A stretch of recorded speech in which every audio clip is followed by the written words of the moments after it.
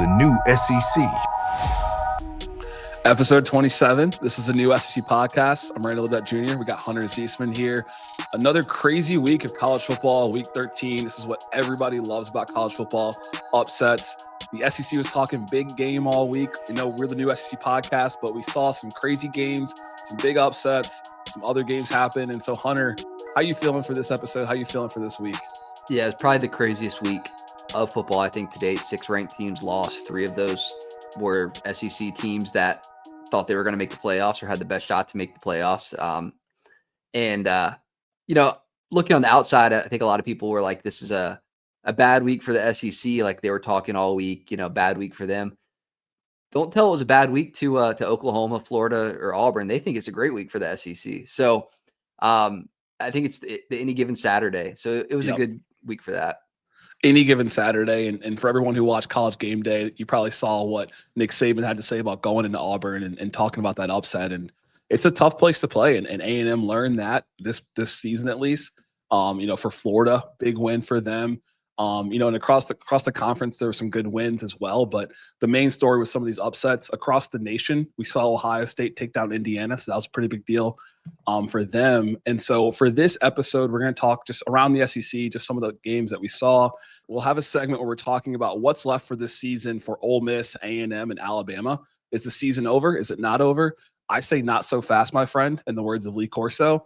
And then we'll talk about the future of Florida and Oklahoma. Big time upsets. Young guys at quarterback, a lot to look forward to. And then lastly, we'll wrap up with around the country. Yeah, it's a lot to talk about because there are a lot of SEC teams that played, right? We have Indiana that lost, BYU losing, Colorado losing, and it made it a little bit easier for some of the teams that lost to now see a path. So like Indiana, following in the suit of BYU, they might have been out had everybody ahead of them not also lost. So it's just weird. It's a weird year. It's a weird year. It's a very even year. I think it's more than just NIL and portal. I think it's some coaching. I think it's just, you know, players developing. But more importantly, with the weirdness of this year, there's absolute chaos and no one fully knows who's the top 12 teams. And you talked about it before we kind of got going here, but there's only so many teams that truly deserve those spots. And then the other teams are just kind of hoping, you know, the committee picks them. Yeah. Yeah. The term deserving was used so much last year with the whole Florida State conversation, like who deserves to be in it. And this year, I think part of it was, does having 12 teams make games matter less in the season? And I don't think it makes games matter less because we saw this week, all the games mattered. But it makes it easier to drop some games. And I think players' heads getting into it are looking too far ahead because you have that margin of error where you could lose a game and still make it. So to deserve it, the teams that deserve it are the ones who win. Everybody else be happy that it's expanded. Like I told you this, I don't think any of the teams sitting from 10 to 17 on Tuesday when the rankings come out could be upset about where they're placed because you earn that with multiple losses. Yep. And especially, you know, the teams that are sitting there with 2 or 3 losses, like you mentioned, multiple losses. And we might see some teams with 1 loss, you know, sitting in that 7 and under. And so it'll be interesting what the committee thinks. You know, when we looked around the SEC, LSU played Vandy, good win for LSU. A couple bye games for some of the teams. Arkansas was able to win. You know, and I think let's just skip the parade. I think the main teams that we really were talking about that we saw lose, Ole Miss, A&M, and Alabama. Everybody wants to know what's next. Is the season over? Is it not over? I say not so fast, my friend. And so, you know, what do we think here at the new SEC podcast in terms of what's left for the season for Ole Miss, A&M, and Alabama? Yeah, and I think we start with the one that has the highest outlook right now, and that's A&M. Because of the fact that they lost, you know, an out-of-conference game early on in the year, this loss to Auburn is bad, but it doesn't put them in the worst position. Like they still have everything in front of them. They're 1 game away from making the SEC championship game. When me and you were talking this morning, it was like, you know, you win 5 straight games and you're a national champion. So it's unlikely because of the games that they have ahead of them. It would be a game against Texas, a game against Georgia, but everything's still ahead of them. The loss at Auburn isn't that bad. No, it really just kind of took away the margin for error for them, like you mentioned. I think I saw the CFP Reddit account tweeted like this is the first ever round of 32 playoff game coming up here in College Station next Saturday or next Saturday. And so for A&M, everything is right in front of them. I think even if they beat Auburn, they probably still had to beat Texas for the committee to most likely put them into the top 12. And for them, they can find themselves playing in Atlanta for the first time ever when it comes to the SEC championship with a first-year head coach. And so it takes the sting away a little bit for that game against Auburn, but it's still nonetheless something that they have to continue to push forward here and more or less go perfect the next 2 games. Yeah, because I think that this would be the team. The committee was kind of non-committal on whether losing an SEC championship game or any conference game, for that matter, would take you out of it. I think that Texas A&M would be the one to, if they lose that game, might not get in just because of where they'll be ranked at that point. Having lost this game, but the early line for next week -5.5 in Texas's favor. So it's not that bad. It's not that bad. We'll preview that game, but I think right now you have a redshirt freshman at quarterback, a first-year head coach. Yep. I think it's a successful season regardless of what happens at this point. I think getting the shot to play in the SEC championship game, there's another SEC first-year head coach that can't say the same that might want to. There definitely is one of those, right? And one with a returning quarterback and Jalen Milroe, another SEC team, number 7 in the nation, that went down this past week against Oklahoma. This is the first time that Alabama's found themselves on the outside looking in, at least hypothetically, maybe since Bryce Young was there. And that year they played Kansas State in the bowl game, if I'm not mistaken. And so I know Hunter is super close to Alabama Nation as an Alabama alum, and probably sees a lot more stuff on social media than I might see. But what's kind of the feeling you think across Alabama as a program and maybe just from a fan perspective? Yeah, everything's on fire. I'd say maybe it could be rational. It could be irrational because it's something that Alabama hasn't seen in 14 years, a 3-loss season. So it's tough to look at and feel hopeful for because it is, first-year head coach. You don't have like the resume and track record of what he can do at Alabama. You have what he did at UW and Indiana and things like that. Then you have a quarterback who seems to be taking the brunt of a lot of the blame, and all things he played terribly. So I'm not going to sit here and defend him too much, but it feels like a team that right now isn't coached properly for road games. Losing 3 road games, 2 to teams that they shouldn't have lost to. At a certain point, it feels like it's on coaching staff for preparation, especially, defensively. And this one didn't perform well either. Yep. Yeah, I mean, you saw what Jackson Arnold was able to do on the ground against this defense. I think over 120 yards on the ground. They were able to kind of limit him in the air, but you do have to ask that question from a preparation perspective. Was the defense prepared properly? Were they prepared for this road game in Norman, Oklahoma? Obviously, Oklahoma is looking to get to bowl eligibility, so this is huge for them, and they'd love to do nothing more than play spoiler for Alabama. But it was kind of probably frustrating for a lot of Alabama fans seeing the defensive performance and the amount of yards given up on the ground, and then just kind of seeing the offense just not really hit their stride, right? Like, at least when I watch Alabama football this season, it's like I think Jalen Miller didn't play a great game, but it's like you can kind of see within the first half of the game what type of game Jalen Miller is going to have. Like, either his confidence is on 10, he's dancing, he's whipping, he's nay-naying, he's doing his thing, or it's like they're 3 and out, or the drives will stop after 2 first downs, and it kind of just felt that way when I was watching this game. Yeah, big momentum quarterback, and I think it's because of the way the game plan has been around him. It's so focused on one thing, and if it doesn't work, they kind of still ride that. Like, the QB run wasn't working. Running with the running backs was working, but they still wanted to stick to that plan. So when it's not working, it's just there's no way to break that negative momentum. A couple drops early on, but still not great in the passing game either. It's tough because he does things great one week. You see all the praise for the LSU game, and then this week it's terrible.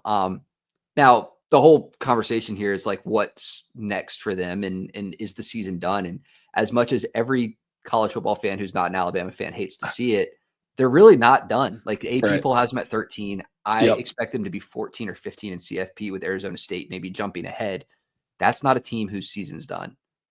No, and I think that I'm right there with you. I'm not going to say that Alabama deserves to make the playoff right now, but the way college football works is teams lose and other teams rise. And with all the losing that happened in the SEC, we obviously saw Tennessee rise after playing UTEP. We saw Miami rise after beating Wake Forest and SMU rise this past week after beating Virginia. A lot of teams were able to win and find themselves in that top 12 AP wise. We expect the AP to mirror the CFP rankings on Tuesday. But for Alabama, they have an opportunity to play Auburn. And, I think you kind of talked about it. It would require a little bit of chaos, right? Vandy maybe beats Tennessee. SMU maybe drops a game. We'll kind of see like how Miami looks against Syracuse. That's a big one in terms of whether it's Bama gets in or another team is able to kind of slide in that spot, South Carolina of that nature. But for the sake of this conversation, and if Bama season's over, the season doesn't feel over because a lot of teams that were able to slide into the top 12 were able to slide there as a byproduct of upsets. There's another full week of football for upsets. Unfortunately, what Bama doesn't have, and I think everyone's in agreement, is another tough test in their schedule. They don't have a Clemson like South Carolina does. Auburn almost feels like a landmine. It's a tough test, but it's a landmine because Auburn's always going to give you their best no matter what. Yeah, it's a game that you could lose, but winning it doesn't do a whole lot for you. I mean, right now it's 41% per ESPN. Should Alabama win that game of making the playoff, it takes a lot to happen. You mentioned deserving. We talked about it earlier. But a few weeks ago when we watched the CFP rankings, it felt like teams outside the top 12 could make the argument for deserving. There were teams sitting at 13, 14, 15 that felt deserving of being in there.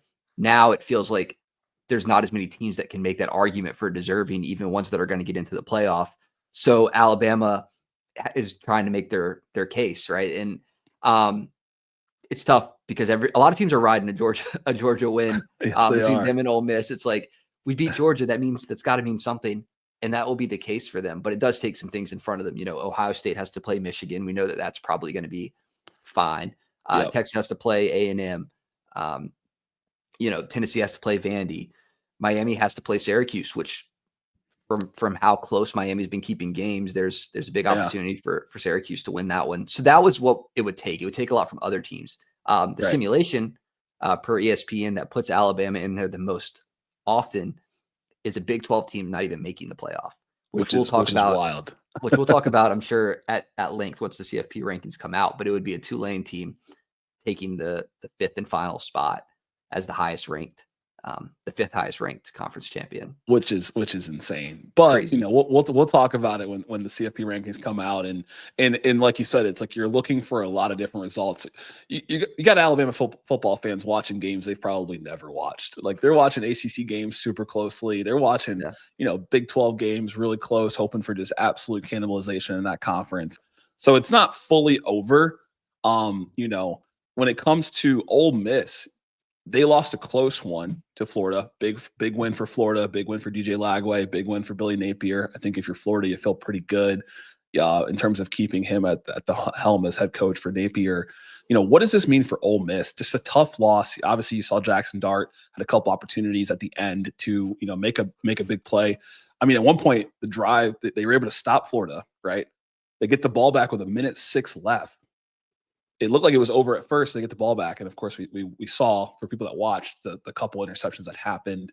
What's kind of next for Ole Miss? Do you think their season's over? Do you think there's still kind of hope or in that same spot that Bama finds themselves in? Yeah, I think they're the outlier of these three teams of who has the most to play for. They're the one that maybe has the least amount.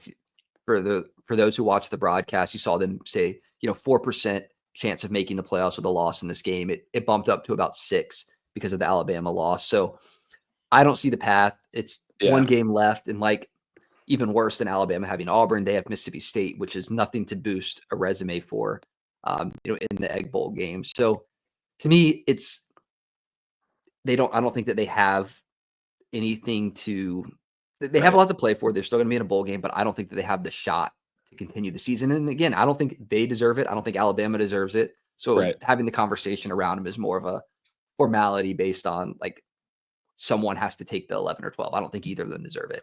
But yeah, it's definitely gonna be tough. And we're not necessarily, having this dialogue around South Carolina because South Carolina won their game against Wofford. And it's more so the teams that were in the top 12 going into this week in terms of the CFP with A&M, or A&M was on the outside, but more so Ole Miss and Alabama were in that top 12 and are finding themselves most likely out of it, at least according to the AP. Yeah. Yeah. So, I mean, they're sitting outside. AP has them at 15. I think that they may sit right there. They could see Iowa State go ahead of them. it'll be interesting. I think that they'll still be ahead of South Carolina, but South Carolina playing Clemson next week is all the shot that they need. And we'll talk a lot about that in depth Yeah. when we preview that game. But, I posed the question earlier, was this Lane Kiffin's best shot to win a championship with Ole Miss? Because it looked like the best roster. You're going to have a different quarterback, next season. And it's just going to be an interesting thing for Ole Miss. Was this his best shot?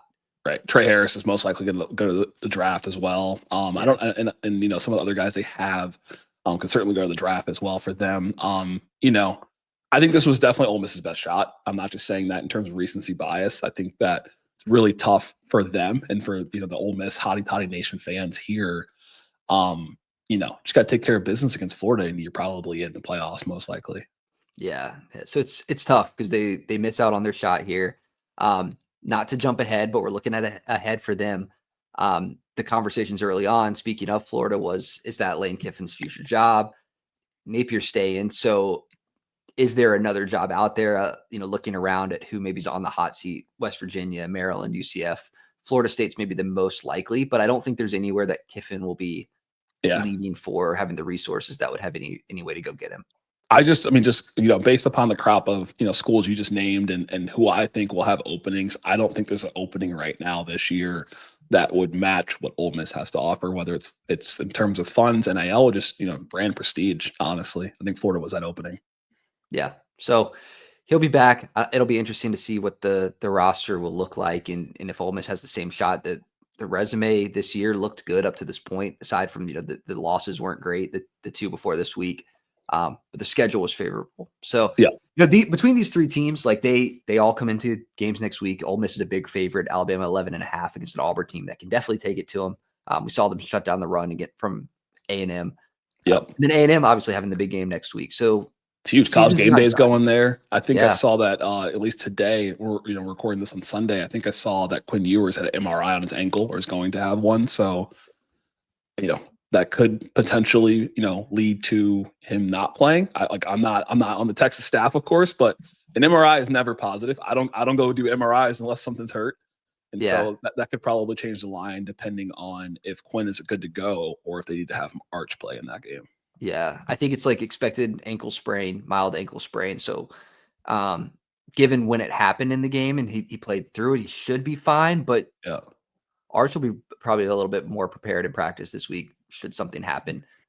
I don't think it'll be a Florida State situation where if something happens with him, they'll miss, because I think that Arch Manning is just as capable. I think so too. I saw a tweet and someone was like, "Oh, okay, so this basically means that they should be out now, given how last year went." And it's like, well, we've seen what Arch can do, and it's not the same situation. So I think where it rains, it pours for Florida State fans right now. They're really feeling it, the lack of 12-team playoff for last season compared to this season. Yeah. And so that's kind of our thoughts around, is the season over? I say not so fast, my friend. For in the words of Lee Corso, for Alabama, I think for Ole Miss, just the Kentucky loss makes it tough. The Florida loss right now, just they don't have their losses are worse. Like, sue me if you feel that way. It's their losses are worse. And for A&M, everything's still in front of you. The margin for error is just a lot thinner. Tough drop by, Mari Daniels at the end, but they're still in it. You win in College Station, you're going to Atlanta, and everything's still in front of you. Yep. And so the two teams that were able to pull off these big upsets, Florida and Oklahoma, have to be feeling good about this season. I think Oklahoma was able to clinch bowling this game, right? If I'm not mistaken, they're 6-5, and Florida was able to clinch. They're going to be bowling as well, so that's big for those programs. And Florida right now 4-4 in conference. I mean, it's a good season for them given the schedule they have. And then for Oklahoma, you pulled off one of the biggest upsets this year. I think I read somewhere the last 10 times that Bama's been upset, the field's been stormed every time. Yeah. As long as the field's still getting stormed, then Alabama's dynasty is not over. As long as people are still storming the field, then it's fine. Yeah, I would say so. And so, we want to talk about just the future for Florida and Oklahoma, because it's got to look bright. Jackson Arnold's been playing pretty well the last couple of games. And DJ Lagway, I think, is like the star of the conference. I don't know every single SEC freshman, but if there's a freshman award, he might find himself in contention for it. It's a true freshman there. Yeah. I mean, to teams that have a great quarterback situation. Right now, Lagway has not lost a game that he's played the whole game in. And looking at Florida's schedule when we started the year, win total projected around like 4.5. They exceeded that. Given the hard schedule that they've had to play, I think it's a success for them. DJ Lagway, I'm not sure that you would want anybody else there as that program. So big play guy. I mean, he didn't have as many of the deep bombs as he's had in the weeks before, but he did exactly what he needed to do in this game to win it. Oklahoma, same type of situation. Yep. Oklahoma's in the exact same situation, right? And, I think in this game, when we look at what Jackson Arnold was able to do, a lot of it was on the ground. I think he was 6 for 9 in the air, so not a ton of passes. They just took it to him on the ground. But, you got to feel good in terms of, what he's been able to do when he's not getting sacked. A completely different player, right? Yeah. The games that they've been sacked in a lot, or at least for him, Ole Miss, South Carolina, they lose, right? But in terms of when he's able to not be on his back, they're able to play well. They're able to, he's able to do what he needs to do to allow them to win. And, like I said, I feel pretty good about what Oklahoma's got going forward. I feel even better about Florida, just given like what Lagway brings to the table. 5 touchdowns in the past, all of his last 3 starts to 1 pick. The 1 pick was kind of like, off the receiver's hands. And look, I'm not box score watching, but if you really watch the games, he is doing what he has to do to help the team win. You're going to have Ball coming back next year as well for Florida. So he's a true freshman. And ideally, you're able to get Eugene Wilson back maybe later this season, or if not at this point for next season as well. He'll be a junior for them at receiver. Yeah. A couple young guys. Like if you had Eugene Wilson this whole season healthy as opposed to just a couple games, who knows what could have happened. I mean, the potential's there, and it's between these two teams. It was 2 coaches a few weeks ago that were the hot seat conversation coaches. Yeah.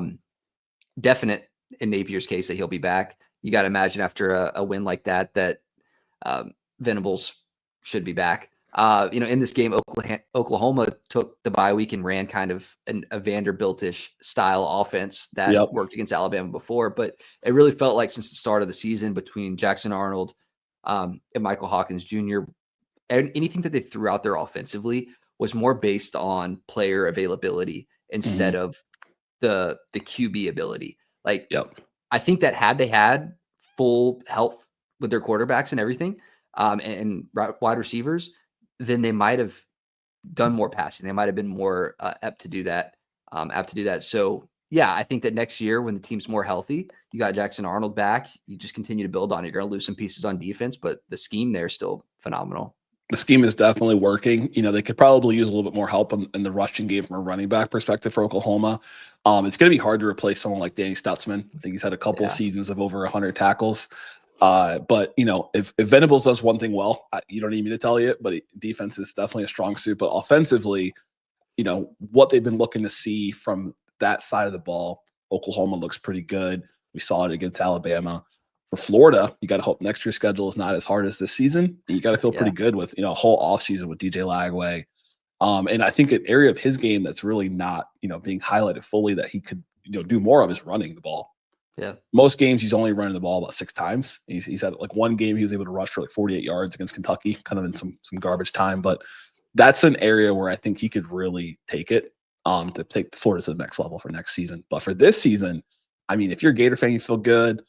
I think you feel a little bit better in Oklahoma, but you feel Oklahoma should feel good too with that upset against Alabama. And so, big ups to Napier and big ups to Venables in terms of what they were able to do on Saturday. Yeah. I mean, that kind of covers most of the SEC. There was a couple other games we didn't write them off, but UGA, the Georgia Bulldogs, maybe, no other team can really say anything because at this point, a win is a win in the SEC, whether you're playing out of conference, whatever it is.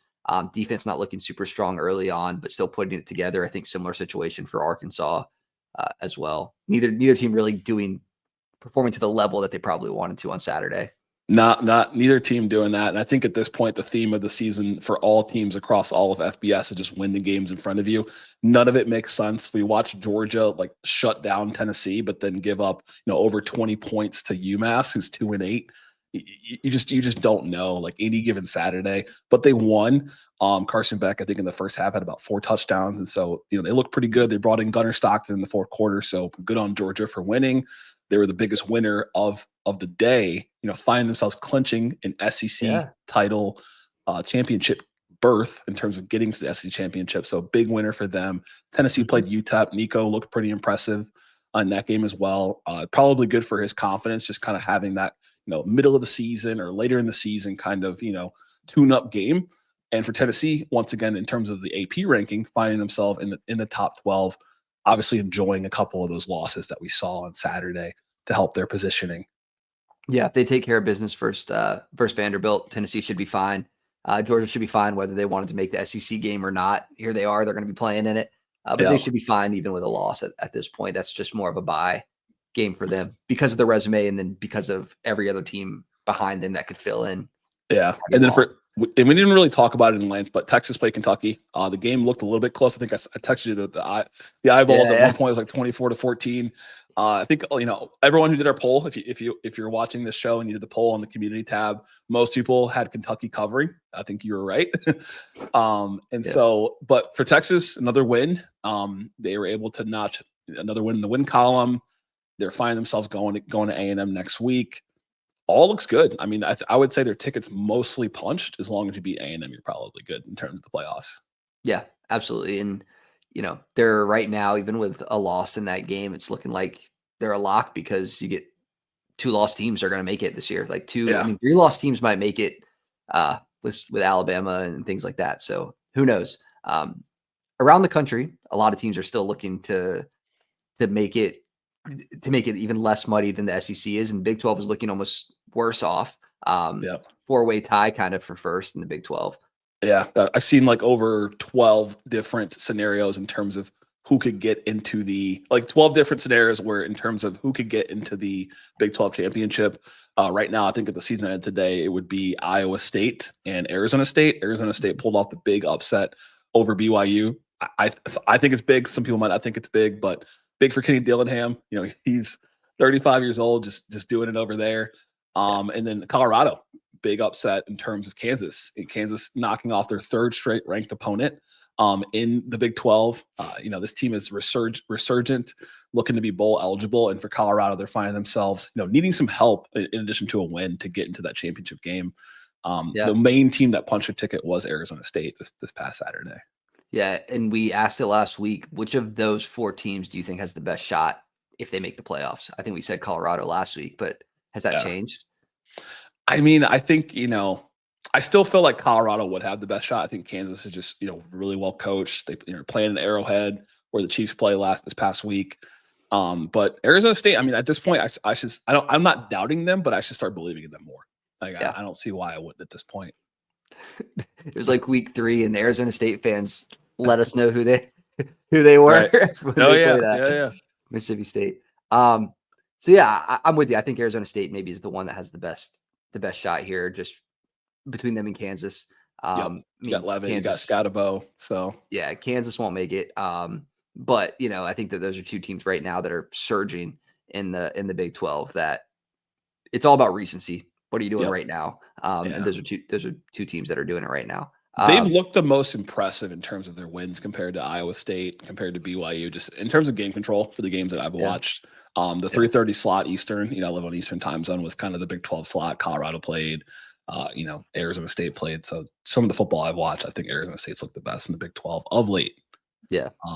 In the ACC, a couple bye games for them. At least it seemed that way. SMU played Virginia, took care of business. Kevin Jennings balled out. And bye games. Clemson played Citadel. Easy win for them, right? I think I saw somewhere Dabo was talking about the SEC. He got a little chirping at the end. He's like, we're playing good competitive football here. We got teams that are beating up on teams, and so he's trying to get his spot into the playoffs, and he has a shot with the South Carolina game coming up this week. But in terms of this Saturday, they beat Citadel. So if they beat South Carolina this weekend, I think it's looking pretty good. I don't know exactly what their odds are should they win that game, but they could get an at-large spot, if Miami still locks against Syracuse. So. Right. It's crazy. I feel like at one point 2 weeks ago, we were talking about Miami being or ACC being a 1-bid conference. And now I think SMU would deserve to get in. They won. Giving you guys a little brackets and buzz preview here, but SMU won. So I would say they deserve to get in. Clemson, they have a good test this weekend with South Carolina. They could find themselves an at-large bid. And Miami right now is, slated to be in the AC championship game. They got to beat Syracuse, right? And they took care of business against Wake Forest this past Saturday. Yeah, all the one-loss teams are going to make it, other than Army, and then it's now on to 2 and 3 on who's going to fill that in. So yeah, ACC, SMU lock in, right? Like Miami. So it'll be interesting there. Big Ten, Ohio State belt to ass on Indiana. I think everybody in terms of college football that I listened to was saying that Indiana had to at least keep this thing close to probably make the playoffs.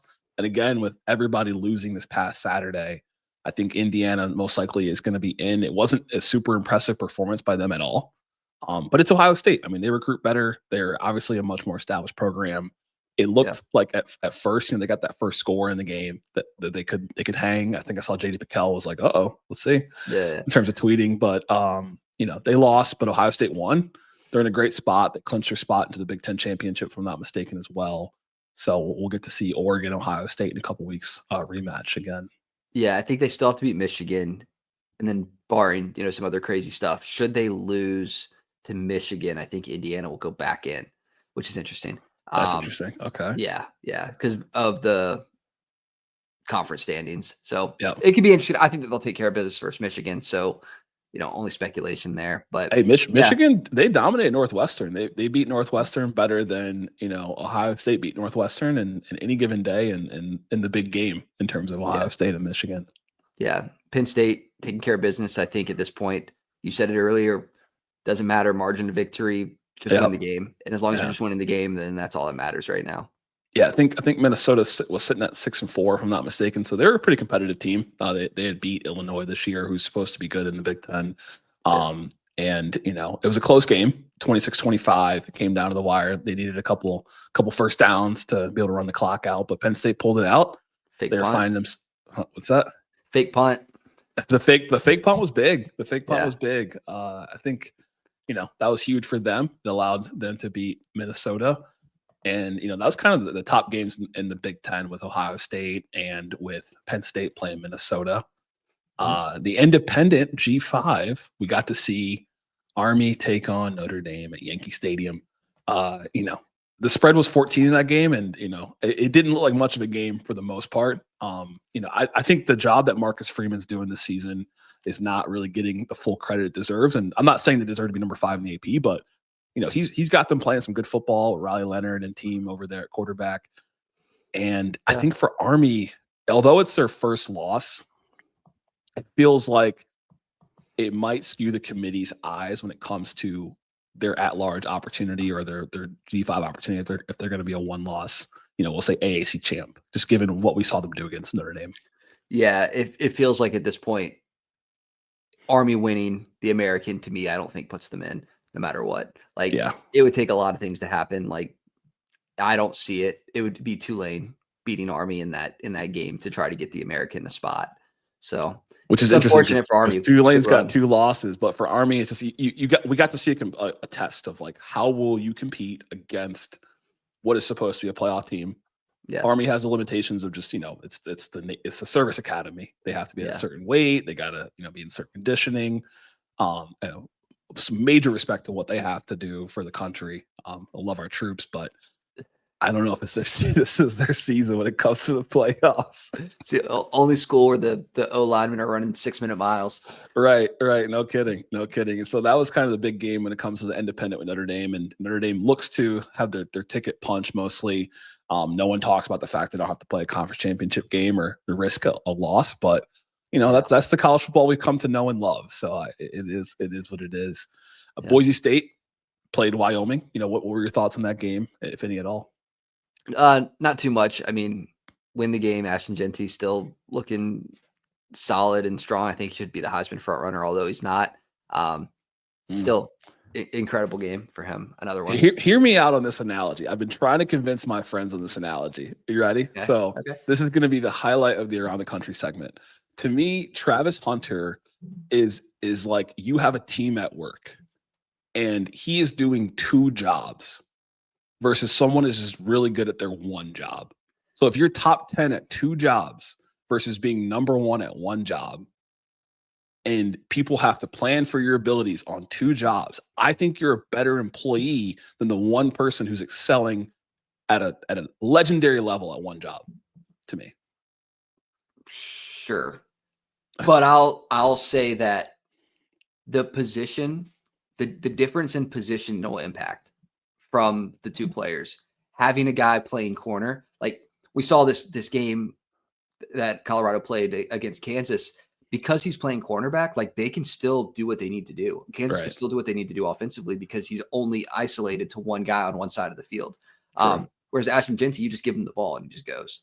So it's like, it's where you make the impact on the game, and it's like percentage of impact on plays. So having a run, it's like why quarterbacks win it the most often because they're touching the ball all the time. Next, I think running back before like a corner or receiver. Yeah, so, we've only really seen a receiver win the Heisman with Devontae, and you know. So I think Colorado's season, they still have probably one of the most NFL ready quarterbacks out there. I don't think that Colorado's season without him looks as different as Boise State's season without Ashton Jeanty looks, if that makes sense. I agree with that. I think I'm in agreement in terms of how the season looks, which the Heisman is supposed to be the most impactful player in the country, the best player in the country. I think you can make a case in terms of either player who's the best player, but the most impactful. You could say it's Ashton Jeanty. You could say it's Travis Hunter. But that was the analogy that came to my mind. If you're an employee doing 2 jobs, like I get, and you could do the whole like, well, if he's working one job, I don't love that one because it's like I don't like the ifs, but it's like I do know that Travis Hunter is doing 2 jobs. And maybe the cornerback position is not as impactful as like we'll say him playing linebacker like Miles Jack from UCLA, who everyone wants to talk about, running back, linebacker. But it's a fair point. I think it's definitely a fair point. I think Travis Hunter is the best player in the country for sure. But I think that what Ashton Jeanty's doing as far as like the all-time implications of it is up there. Like teams are really like the whole game is planned around stopping that guy, and it's just not even working. It's not working. Yeah, he would have like over 170 yards this past game too. Yeah, and they're stacking the box. Like you can't stop him. Yeah, and major credit to the O-line, right? I mean, they must be eating those potatoes in Idaho, but major credit to them. That was kind of the highlights in terms of the games around the country. We talked a little bit about some of the other games in the SEC. We want to hear your thoughts, right? Like if you're watching this and you made it to the end, please like, follow, subscribe. We love to hear your thoughts around the new SEC podcast. Who you think deserves to make the playoffs? Whose season's over? Who's not? Like, let us know if you're watching this recap. And so, Hunter, any closing thoughts you have here? No, I think we got 1 week left. So catch us on the previews. We're going to do the rivalry week games for the most part, and then we'll start seeing how it shapes up and who's going to start playing in bowl games. So it's going to be bowl season. I think the playoffs start December 20th. The championship games are going to be between the 3rd and the 8th, if I'm not mistaken, in December. And we only got 1 more week of college football. I just cherish it all. Just cherish it. Like, I mean, this is one of the greatest sports in the world. All the talk, all the chaos. And so thank you for watching episode 27. This is a new SEC podcast. I'm Randall Ledet Jr. I'm Hunter Zeisman. And until next time.